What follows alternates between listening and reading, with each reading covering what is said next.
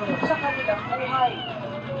Mga kabayan, tingnan mo gano'ng kalakas yung ragasan ng baha dito sa may ilog, sa may Santa Maria, Bulacan. Isa sa grabing naapektuhan. Isang barangay Santa Cruz sa Giginto, Bulacan, ang lubog pag-igo na nilang tinitiis ang malalim na tubig baha sa kanilang paligid at sa loob ng bahay. Animoy mga daga sa lungga ang kalagayan ng kanilang pamilya.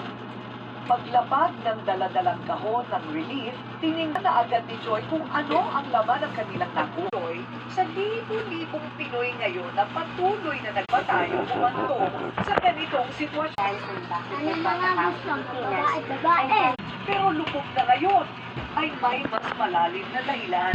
Ito daw ay bukas pagbabago ng klima ng mundo o climate change. Globally po, tumaas na po yung temperature by, sabi 1.5